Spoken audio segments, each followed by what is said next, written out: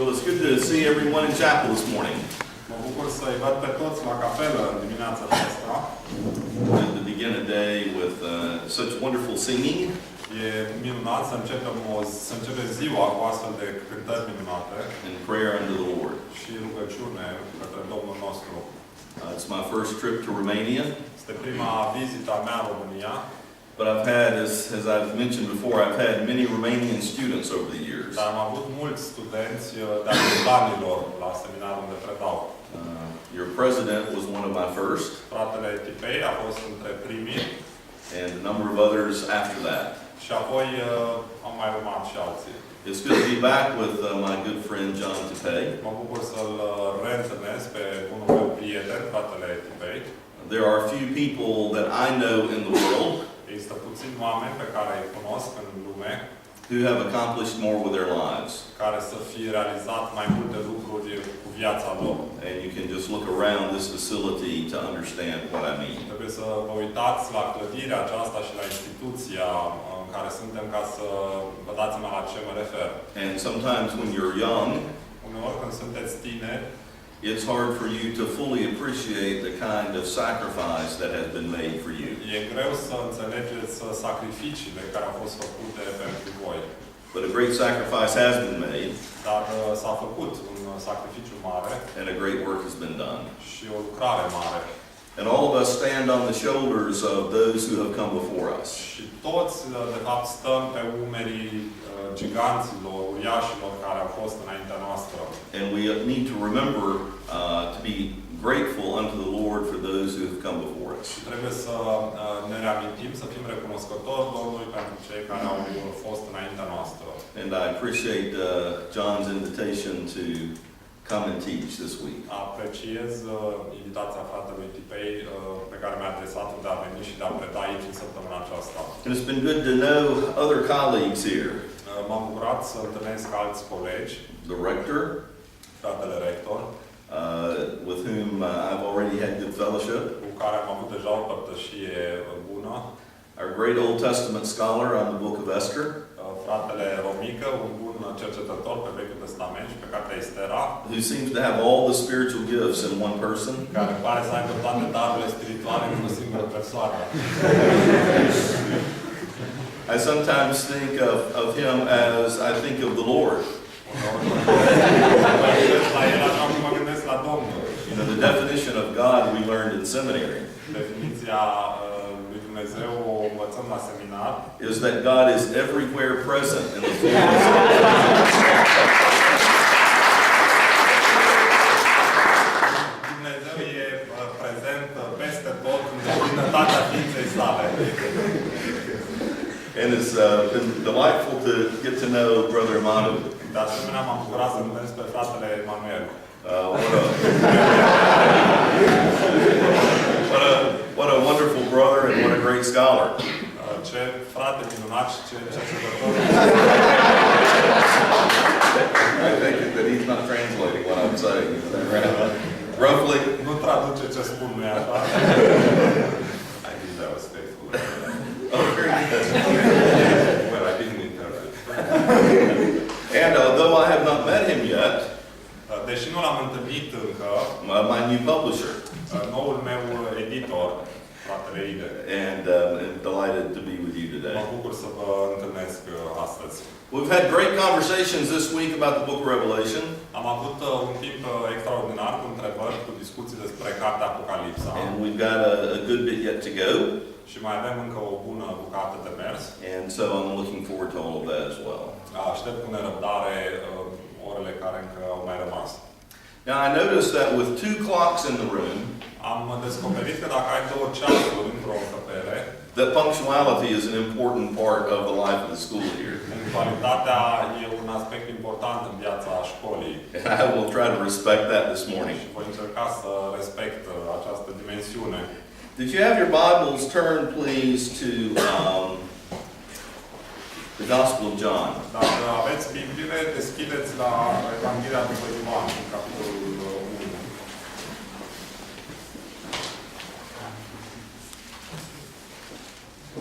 I must get my eyes. Trebuie să-mi iau ochii. I I want to talk for just a few minutes today about discipleship in John's Gospel. Aș dori să vorbesc cele ce urmează despre ucenicie în Evanghelia după Ioan. And there's a synonymous use of the words disciple and believer in John's Gospel. În Evanghelia după Ioan există o echivalență între ucenicie și între ucenic și credincios, între acești doi termeni. I've spent a great deal of my life studying the Gospel of John. Am petrecut mulți ani cercetând Evanghelia după Ioan. In some ways beginning with my study of the foot washing text. Am început cu textul despre spălarea picioarelor, Ioan 13. And continuing on with a number of other emphases in the fourth Gospel. Și apoi am căutat să cercetez alte câteva aspecte importante din această Evanghelie. And I love the Gospel of John. Și îmi place Evanghelia. It's a great book. Este o carte extraordinară. Among its many gifts, între multele ei daruri, maybe the fact that it helps us explore various dimensions of discipleship. Este și faptul că ne ajută să explorăm diferite dimensiuni ale uceniciei. And I want us to look at some of those today. Și ar dori să privim la câteva dintre ele astăzi. Let's begin by looking at the prologue, chapter 1, verses 12 and 13. Să mergem la prolog și să vedem versetele 12 și 13. We'll just read those. Dar tuturor celor ce l-au primit, adică celor ce cred în numele Lui, le-a dat dreptul să se facă copii ai lui Dumnezeu, născuți nu din sânge, nici din voia firilor, nici din voia unui om, ci din Dumnezeu. Amin. You know, these words tell us something about the purpose of the book. Aceste cuvinte ne spun ceva despre scopul cărții. All of those who believe are given authority to become children of God. Toți cei care cred, tuturor celor care cred, li se dă autoritatea de a deveni copii ai lui Dumnezeu. This becoming children is a divine act. Acest proces de devenire, de a deveni copil al lui Dumnezeu, este un act divin. Such ones as believe are those who are born of God. Cei care cred sunt născuți din Dumnezeu. Now that creates within us as readers an expectation that anyone who believes has authority to become children of God. Ca cititori avem în noi această așteptare când citim Evanghelia, ca oricine crede să devină copil al lui Dumnezeu. And that each one who becomes a child of God experiences this divine birth. Și că oricine devine copil al lui Dumnezeu are parte de această naștere divină.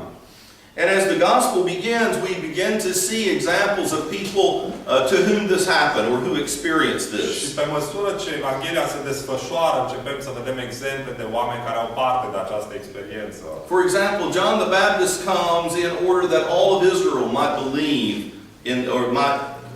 John the Baptist comes baptizing so that the Messiah may be revealed to Israel. Ioan Botezătorul vine ca să boteze și astfel Mesia să fie descoperit poporul Israel. In many ways, John the Baptist is not known as John the Baptist, but John the Witness in John's Gospel. În multe privințe, Ioan Botezătorul, de fapt, nu este cunoscut ca Ioan Botezătorul atât de mult cât ca Ioan Martorul în această Evanghelie. Because he's the first to bear witness to Jesus. Pentru că el este primul care depune mărturie despre Isus.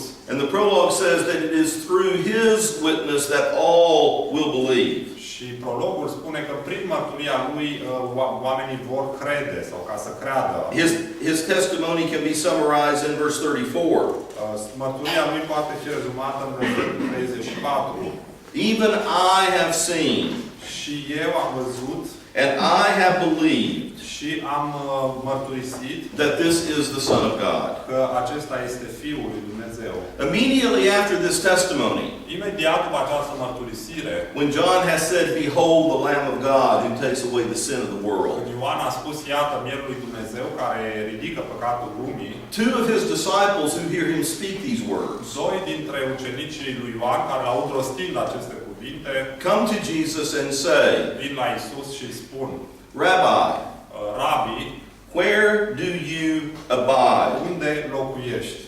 Greek word meno Cuvântul meno is used here. este folosit în text. And in English it has a variety of meanings. Și în engleză are și în română o gamă variată de înțelesuri. It can mean to abide or remain or dwell. Înseamnă a rămâne, a locui.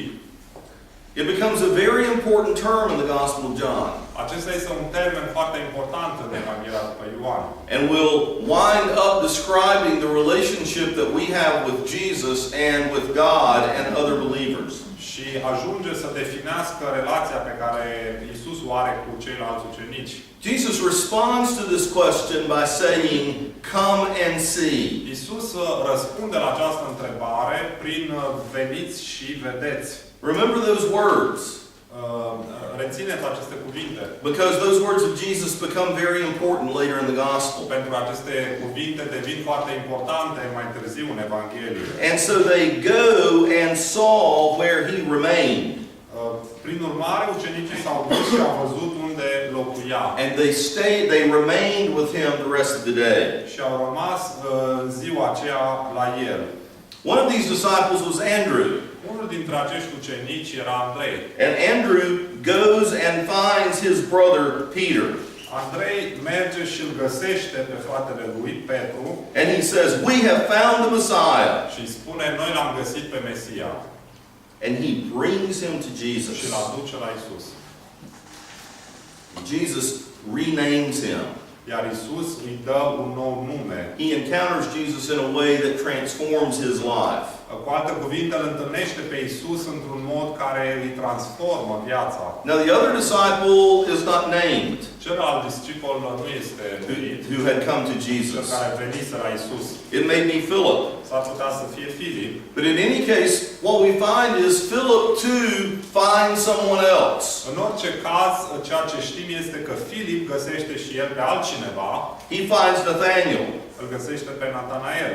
And he talks about the fact that they have found the one of whom Moses in the law and the prophets have written. Și spune că noi am găsit pe cel despre care a vorbit Moise și despre care au vorbit Moise și prorocii. Jesus, the son of Joseph, the one from Nazareth. Isus, fiul lui Iosif din Nazaret. And we remember Nathanael's very famous response.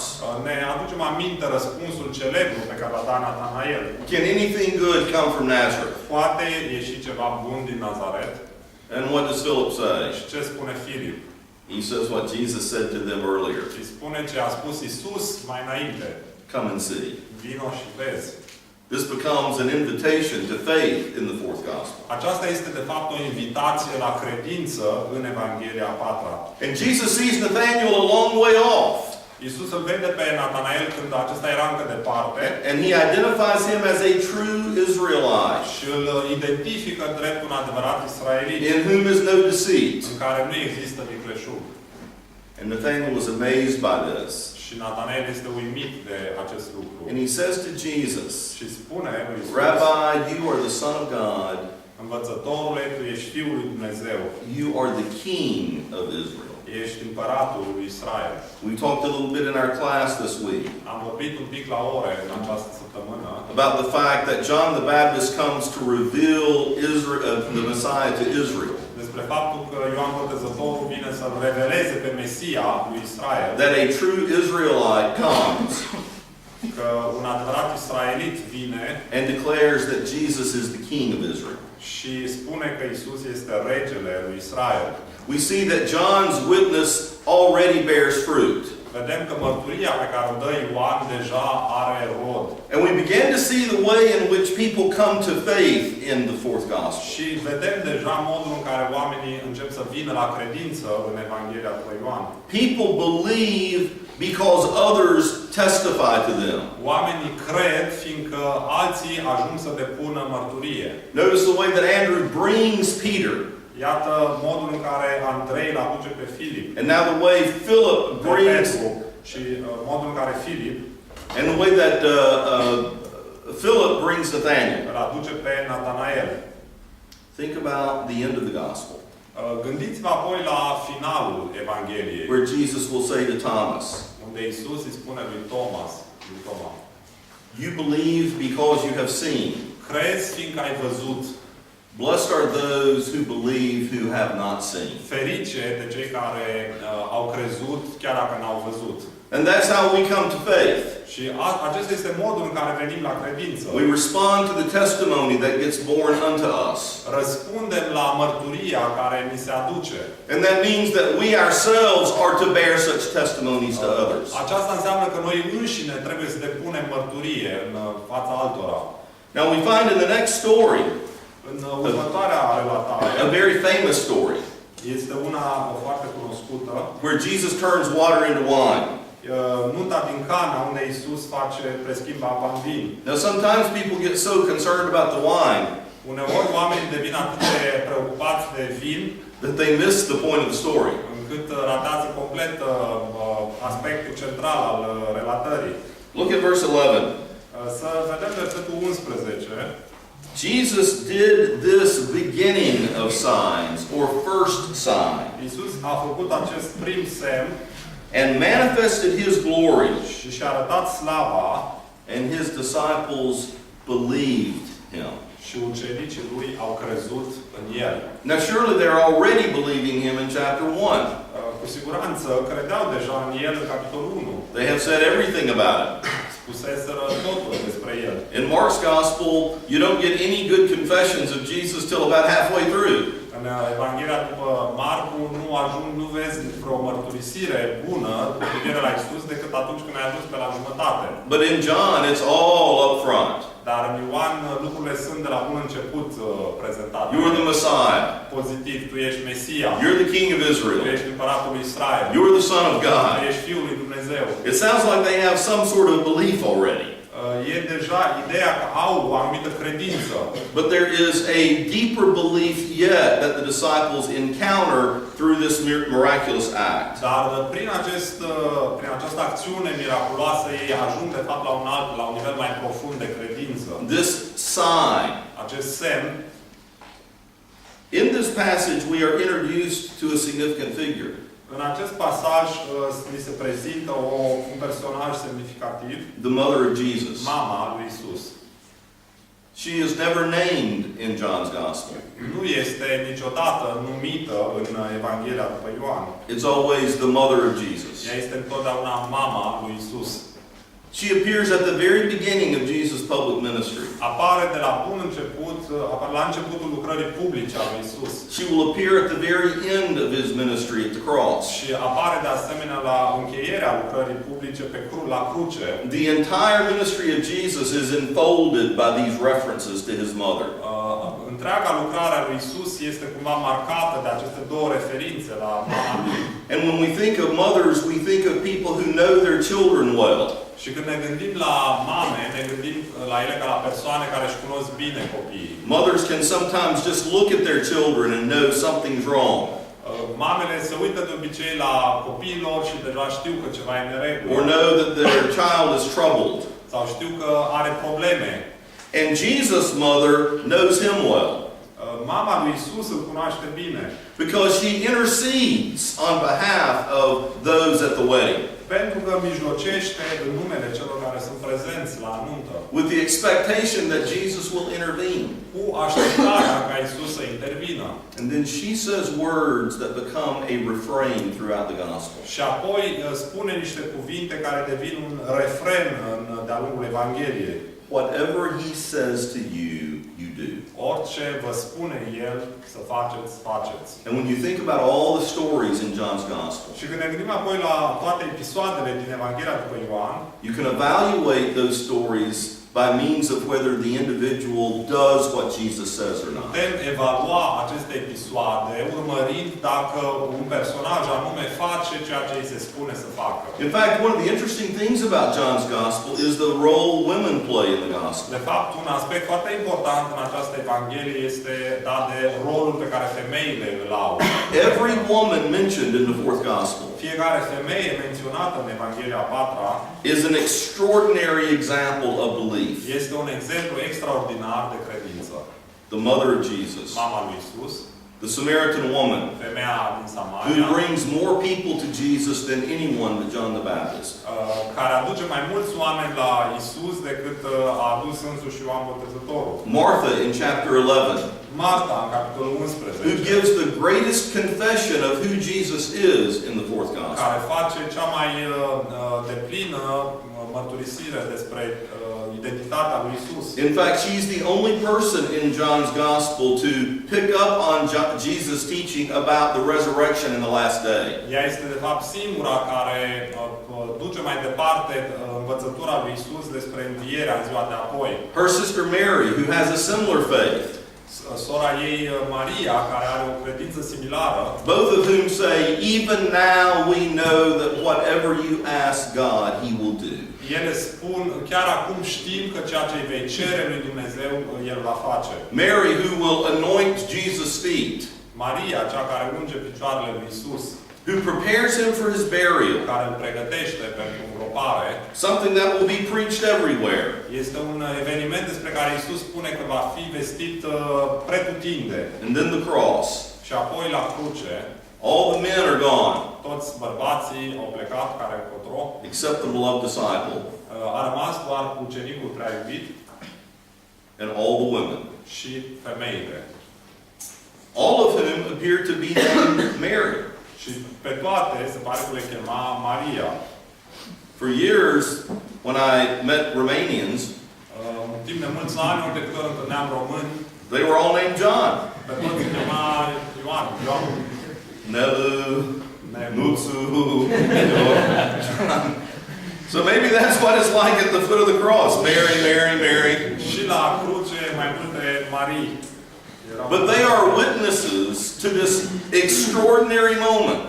Ele, în orice caz, au fost martori ale acestui eveniment. And then, of course, that wonderful story Și apoi acea relatare extraordinară, when Mary goes to the tomb când Maria Magdalena merge la mormânt and she encounters the resurrected Jesus. și se întâlnește cu Isus cel înviat. And he sends her with the resurrection message. Și El o trimite cu mesajul acela al învierii. And she goes and finds the disciples Iar ea merge și găsește pe ucenici. and utters those wonderful words. Și rostește acele cuvinte minunate. I have seen the Lord. L-am văzut pe Domnul. Now the women in the fourth gospel Femeile în Evanghelia a patra serve as extraordinary examples of belief and discipleship. sunt niște exemple extraordinare de credință și de ucenicie. It doesn't matter who they are or where they are, they respond in faith. Nu contează cine sunt și unde sunt, ele răspund cu credință. You think about the Samaritan woman. Gândiți-vă la femeia din Samaria. She has this encounter with Jesus. Are întâlnirea aceea cu Isus. He says, bring your man. Isus îi spune, adu-l și pe bărbatul tău. And she says, I have no man. Iar ea spune, n-am niciun bărbat. And he says, you speak well, for you have had 5, and the one you're with now is not your man. Și spune Isus, bine ai spus, pentru că 5 bărbați ai avut și cel pe care l-ai acum nu este bărbatul tău. And she begins to understand Și ea începe să înțeleagă that a prophet stands before her. că are înaintea ei un profet. Now the Samaritans thought of the prophet like Moses, Samaritenii credeau despre un profet ca Moise, who when he came would do 2 things. care atunci când va veni va face 2 lucruri. He would establish the proper place of worship, Va institui locul corect de închinare and he would interpret disputed points of Torah. și va interpreta anumite puncte controversate din Tora. And so she says, De aceea spune, you Jews say it is necessary to worship in Jerusalem, voi iudeii spuneți că trebuie să ne închinăm la Ierusalim, and we worship on this mountain. dar noi ne închinăm pe acest munte. She's not trying to be evasive. Nu încearcă să dea cotită. She's not trying to change the subject. Nu încearcă să schimbe subiectul. She has encountered somebody ea a întâlnit pe cineva who has spoken prophetically about her. care a rostit niște cuvinte profetice So despre ea. she's trying to discern, are you the prophet? Și ea încearcă să afle, de fapt, tu ești profetul. And Jesus says those wonderful words Și Iisus îi spune acele cuvinte minunate that true worshipers că adevăratul închinător will worship the Father se va închina Tatălui in spirit în Duh and in truth. și în adevăr. And I would suggest to us today Și aș sugera tuturor astăzi that at least in English we should make the Spirit a capital S and the truth a capital T. că ar trebui cel puțin în engleză să scriem Duh cu D mare și adevăr cu A mare. We seem to have an early Trinitarian way of understanding God. Pentru că e un mod timpuriu trinitar de a-L înțelege pe Dumnezeu. We must worship in spirit. Trebuie să ne închinăm în Duh. But in John's Gospel, who is the truth? Iar în Evanghelia după Ioan, cine este adevărul? It's Jesus. Este Isus. He is full of grace and truth. El este plin de har și de adevăr. He will say, I am the way, the truth, and the life. El a spus, eu sunt calea, adevărul și viața. And the woman says, I know that when Messiah comes, he will tell us all things. Iar femeia spune, știu că atunci când va veni Mesia, El ne va spune toate lucrurile. And Jesus says, I am the one who speaks with you. Și Isus îi spune, eu care vorbesc cu tine sunt acela. Now the woman had come to draw water at the hottest time of the day. Femeia a venit să se scoată apă la ceasul cel mai la ceasul amiezii, când era cel mai cald. And he has talked to her about living water. Iar Isus i-a vorbit despre apa vie, That if she drinks of, pe care dacă o va bea, she will never thirst again. nu va mai seta niciodată. And as the Bible tells us, Și după cum ne spune Scriptura, when she went back into the village, când ea s-a întors în sat la ea, she left her water jar at the well. și-a lăsat vasul de apă la fântână. She had drunk of that water. Pentru că ea băuse, de fapt, din apa acea vie. And she goes to the city.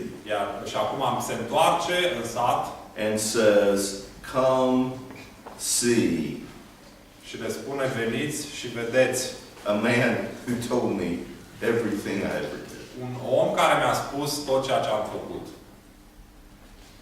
And they come, Și samaritenii vin and Jesus remains with them 2 days. și Isus rămâne cu ei câteva zile. Now there are other great examples of believers in the gospel. Există și alte exemple mărețe de credincioși, de oameni care cred în Evanghelia 4. We think about the blind man in chapter 9, Să ne gândim la orbul din capitolul 9, who winds up saying to the Pharisees, care le sfârșește prin a le spune fariseilor, do you too want to be his disciples? și voi vreți să fiți ucenicii lui?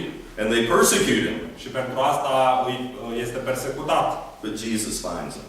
Dar Isus îl găsește, And he worships Jesus. iar el ajunge să îi se închine lui Isus.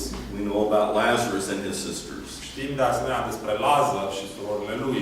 But there are other kinds of disciples in John's Gospel. Dar există și alt gen de ucenici în Evanghelia lui Ioan. Look in chapter 2, Să vedem capitolul 2, verses 23 through 25. versetele 23 la 25. Jesus was in Jerusalem around the Passover feast, Isus era în Ierusalim la praznicul Paștelor and many believed in his name, seeing the signs which he did. mulți au crezut în numele Lui căci vedeau semnele pe care le făcea. But in very emphatic language, Și apoi, cu subliniat, destul de apăsat, we are told, but Jesus himself did not believe himself to them. dar Isus însuși nu se încredea în ei. They believed Jesus, but he didn't believe their belief. Ei credeau în Isus, dar Isus nu credea în credința lor. Because he knew what was in the human being. Știa ce este înăuntrul inimii omenești. But I thought the prologue said, whoever believed became children of God. Dar nu spune prologul că toți cei care cred devin copii ai lui Dumnezeu? And now we learn there are certain kinds of belief that do not produce being a child of God. Acum aflăm că există un fel de a crede care nu duce la statutul de copil al lui Dumnezeu. We run into another group of similar people in chapter 8. Descoperim un grup similar de oameni în capitolul 8. Many of the Jews had believed in him, Mulți dintre iudei crezuseră în Isus, but these very Jews he winds up calling children of the devil. dar pe acești iudei Isus ajunge la un moment dat să-i numească copii ai diavolului. And in 8:31 he will say that one must keep his word. Iar în versetul 8, în capitolul 8 cu 31, el le spune că ei trebuie să țină cuvântul, să păzească cuvântul. If you remain in my word, you truly are my disciples. Dacă rămâneți în cuvântul meu, sunteți în adevăr ucenicii mei. There are disciples who are disciples secretly Există ucenici care sunt ucenici în secret because of the fear of the Jews. din cauza fricii de iudei. You remember the story of Joseph of Arimathea who comes to get the body of Jesus after he was Faceți aminte crucified. de episodul acela în care Iosif din Arimatea vine să ia trupul lui Isus după ce Isus este răstignit. And we were told that he was a disciple, but secretly because of the fear of the Ni se Jews. spune că era un ucenic, dar ascuns de frica iudeilor. And then there are those disciples that are very ambiguous. Și apoi există genul acela de ucenici care se scaldă în două ape. We don't know if they're disciples or not. Nu știm dacă sunt ucenici sau nu. And the great example is Nicodemus. Iar exemplul cel mai clar este Nicodim. Go back to chapter 2, verse 25. Să mergem la 2 cu 25. We are told that Jesus did not have need in order that anyone should testify concerning man, Ni se spune că n-avea trebuință să-i facă cineva mărturisiri despre vreun om, for he knew what was in man, căci el însuși știa ce este în om. and there was a man of the Pharisees named Nicodemus, Și era un om între farisei cu nume Nicodim, who comes speaking for all of those whose faith Jesus did not receive.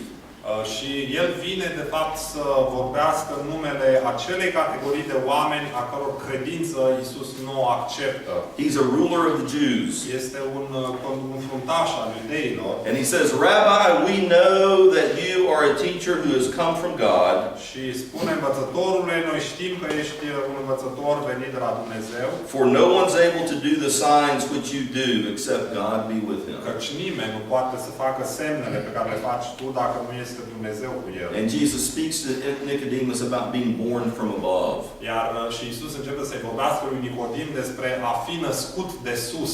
But Nicodemus disappears. Dar și apoi Nicodim dispare. He shows back up later in the gospel. Reapare în Evanghelie And he says, he defends Jesus. și îl apără pe Iisus. He says, doesn't our law teach that we should hear a man testify before we condemn him? El se întreabă, nu spune legea noastră că trebuie să-l ascultăm pe un om înainte să depună mărturie înainte să-l condamnăm? And they accuse Nicodemus of being one of them, one of the Galileans. This is in chapter 7, verse 50. Și în versetul 50, Nicodim este acuzat că este unul dintre ei, dintre Galileeni. And Nicodemus disappears again. Și Nicodim iarăși dispare.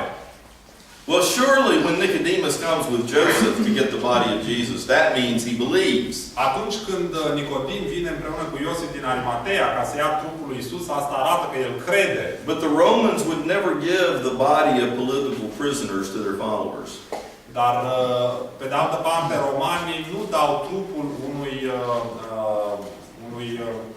om ca Isus urmașilor lui, ucenicilor lui. And notice how he's described in chapter 19. Și observați cum este descris în capitolul 19. Joseph came, who is a secret disciple, A venit Iosif, care era un ucenic ascuns. and Nicodemus came with him, Și Nicodim a venit cu el, who had earlier come at night. care mai înainte venise la Isus noaptea. We don't know about Nicodemus. Nu știm care e treaba cu Nicodim. Now we want Nicodemus to believe. Am vrea ca Nicodim să fi crezut. We could divide the chapel and argue No, he's not a believer. Yes, he is a Am believer. putea împărți capela în două și să pledăm. Unii să spună, da, Nicodim era credincios, alții să spună, nu, Nicodim n-a crezut. But the point of his discipleship is how ambiguous it is. Dar până la urmă, ucenicia lui este definită de un singur cuvânt, ambiguitate.